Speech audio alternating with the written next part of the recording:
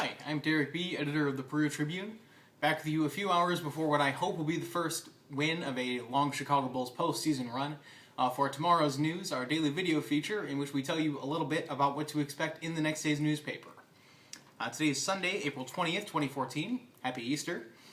So I'll be telling you what you can find in the Monday, April 21st edition of the Peru Tribune in print or online tonight at perutribune.com. On our lead story, I wrote a report about local high school graduation rates. They all are still very high. Peru's is astronomically high.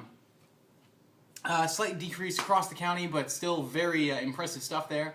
I got a chance to talk to administrators from Peru, Mechanical, and North Miami about why they think that those rates are so high and what they're working on to continue improving them. On our display story, Chad Abshire went out to the city Easter egg hunt Saturday morning. I got to talk to some of the kids who were out there. They collected more than 1,000 eggs in less than a half an hour. So very impressive stuff. Glad to see them getting into the spirit. Lower on A1, Chad had a report for us, a profile of Macy resident Les Halderman. He talked to Les about a couple of charity projects he has going and about his own history.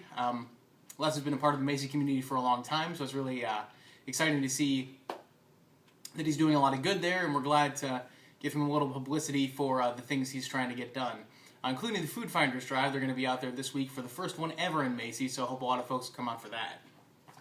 To finish our A1, we have two stories from our friends over at the Chronicle Tribune. First is about an Oak Hill graduate who's going to run in the Boston Marathon on Monday.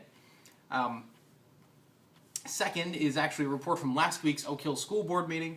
They approved a lot of construction bids for their elementary schools.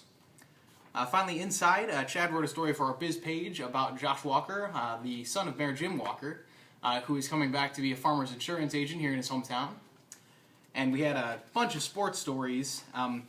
Justin Shockey over at the Wabash Plain Dealer wrote a story for us on the Peru baseball game against Southwood. Nick went out to the Peru softball game on Friday night and also reported on their games over the weekend. Nick attended a North Miami softball game, and he had a roundup of several other teams that played over the weekend. So really glad to see so much coverage coming in from those sports. A lot of coaches help us out with that, so we want to thank them. Of course, also thanks to Nick and Justin for putting in the hard work there to bring you guys the scores and the stats that you want. As always, you can find all of those stories in tomorrow's print edition of the Peru Tribune. You can find them online tonight at perutribune.com, and you can find links to them on our Facebook and Twitter pages, which are both Peru Tribune. Finally, you can find me and all of our reporters on Twitter. Until tomorrow, that's tomorrow's news. I'm Derek B. Have a great Monday.